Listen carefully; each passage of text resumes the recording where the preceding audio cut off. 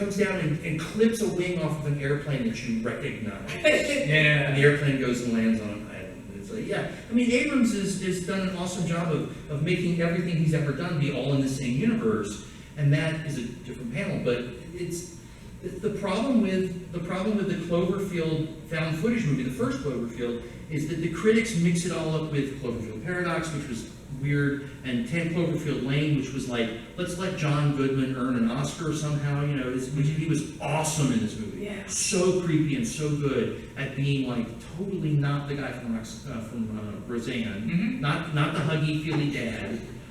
It just really crazy. Really good. It was really amazing acting, and I love the way the tone in that movie and the way they played with the is it real or is he crazy? Yeah, but just the Cloverfield movie, the original one, has enough problems with the public, the critics, and the culture without being tagged to these other movies, which are, in my opinion, distractions from how awesome the first one was. They really are distracting. I would really have preferred if they had not put the word Cloverfield in the titles. No. The connection of those three movies is just almost a perfect storm of criticism and problems and the first. I really wish they'd stopped the Cloverfield universe at the first movie because the entire what the heck just happened, you know. And again, trying to use the internet to build a mythos from it, because there was the whole ARG, all the stuff, the photographs they would release, and the Slusho website. I remember the name. I remember that. So are we kind of accidentally backing in that if the movie exists outside of itself, those are the better movies? Because Blair Witch did that, Cloverfield did that. Yeah, Blair Witch, the first one, is great by itself, and you don't need to see the others. But the internet. But the internet stuff made is that great. movie an experience. Yeah. And Clover, like one of my favorite Easter eggs of all time is that J.J. Abrams went to his art design folks and he said, guys, here's what we're going to do. I want you to create a completely wrong version of the monster, and I'm going to accidentally leak it to the internet and distract the hell out of everybody. And I have saved the picture of. And it's an awesome story because the word Godzilla translates into Japanese and then back into English into something else. And he said, okay, that's something else. I want you to draw pictures of that. Yeah. Gorilla whale. Take that, I remember this. right? Yeah. Make it into a monster and leak those pictures to the internet. We'll totally throw them off, and it worked. I have saved the picture of the gorilla whale that was the best one. And it literally is a humpback whale with legs and hair and arms. It's just beautiful. And he totally played us.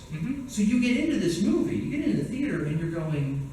Well, yeah, and there was all this stuff, though, about the Slusho site and the stuff they were doing and the underwater research lab, which found this thing. There was all this stuff before it came out that just, again, you've got to build that interest, and that's not really being done anymore. Did y'all ever get into Marble Hornets? I keep meaning to. I mean, Slender Man is... I love that mythos. And I read all that stuff about it, and I'm so sad that he's become... I've actually got... I've backed a card game. Based on Slender Man? But yeah, Slender Man was born on the Something Awful forums. It was like Photoshop. Someone did Photoshop. And Marble Hornets was a YouTube series around 2010. I was like in college, and every time one would come out, I'd be like watching it, like no budget. And they were really creepy and really well done, and that had its whole sort of organically all across the internet. And then some people would just like the Tall Man or whatever rip it off for money, or those two girls tried to kill another. Like a lot of weird stuff happened, but that was something that no one was making a lot of money off of it. It was very organically, like kind of watching that. Because I was really into creepypasta and stuff too. And Slender Man was a part of that. And it's just a bunch of people were like, here's this very organic mythos. Although you can easily trace it back. Oh, yeah. But it was your next door neighbors. And the reality of the horror of what potentially can happen, you never know your next door neighbors. Oh, yeah. You never know who they are, what they're really going through, what they're going to do, is what makes Amityville terrifying. I heard the scene that freaked my mom out the most was in there making her try to get the hell out in the blood-filled toilet. I loved the blood film. That's when my mom attacked. She was like, I'm out! Blood-filled toilet's a good band name. It's my stock cover band.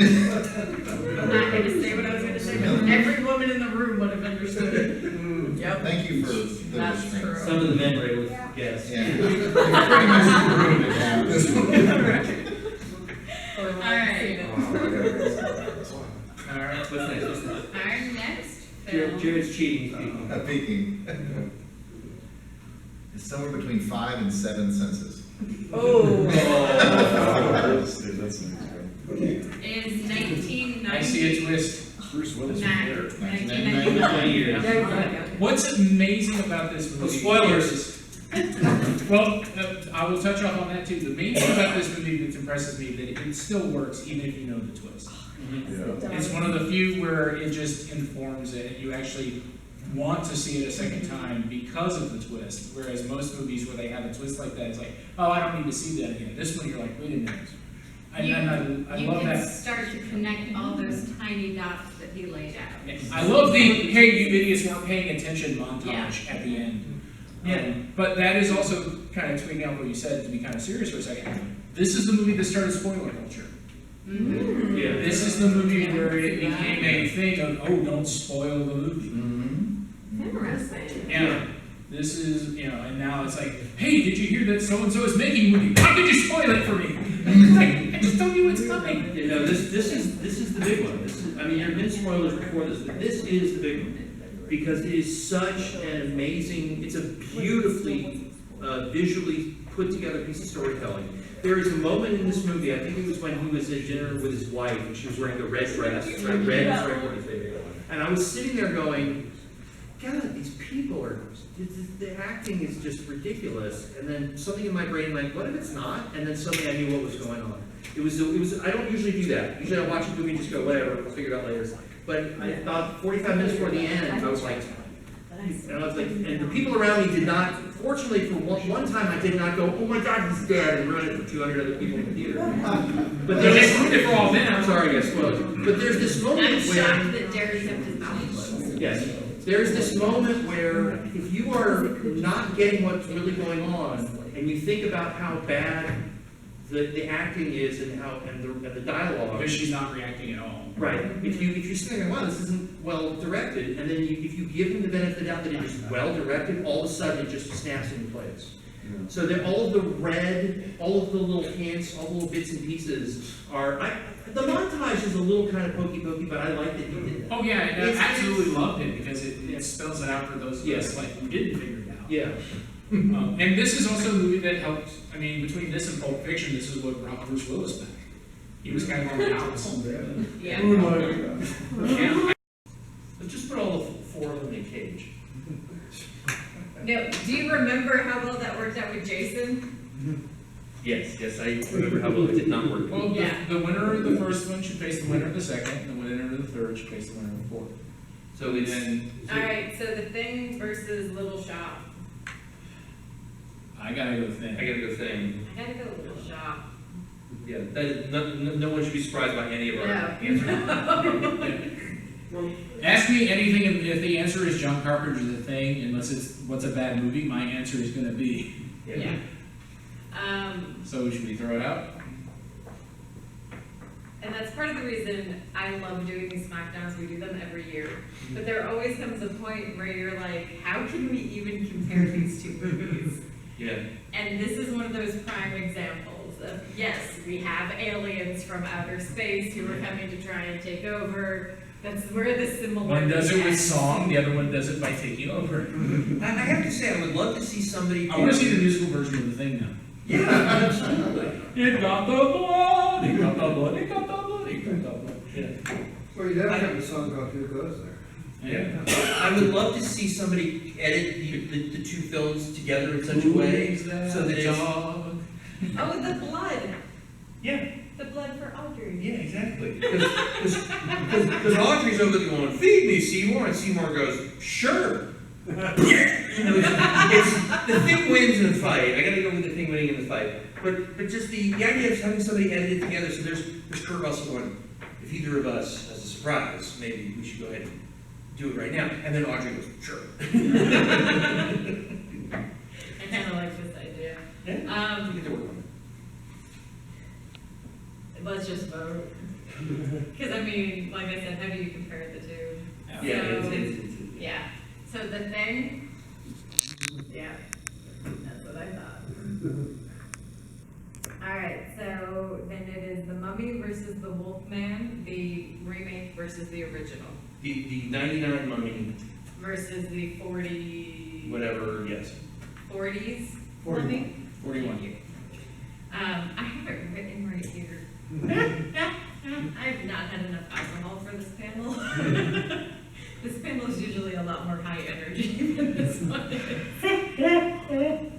We taught a lot of that stuff. A lot of the monsters that were like using technology or using stage magic to fool the adults, essentially. The kids weren't fooled. A lot of that stuff is things that people like James Randi and Harry Houdini and a lot of other people are now teaching as psychology. This is the way your brain tricks you all the time, and this is why stage magic works. This is why charlatans and salesmen have jobs, and we give them money for lies, etc., etc. So you can teach kids a lot of real primitive, basic logic, just going, let's watch Scooby Doo for 10 minutes. I was just going to comment on, you were talking about them pushing something against the door, Mhm. and my son were talking about the thing. Mm-hmm. At the end, they got the thing boarded up, and the door opens the other way. Yep. Oh yeah, I forgot about that. Yeah, you think watch more Scooby Doo. But my son also has Asperger's, Mm-hmm. and Scooby Doo not only taught logic, but it taught social interaction, Mm-hmm. which was working with a team, Mm-hmm. which they had issues with. Yeah, I mean, like we joke now about Fred and Daphne will go investigate over here while the three of you investigate somewhere else. We joke about that. But there's actual lessons to be learned about, okay, there's 5 of them and they have to figure out 7 things, so let's split everybody up. Don't ever go off by yourself if you don't know what you're doing. That's a great lesson for kids, especially nowadays. It's just, we can break up into teams of 2 or more and go, especially in the mall, right? That's a good lesson in the mall. But yeah, there's a lot of what some people would consider kind of superficial and archetypal behavior.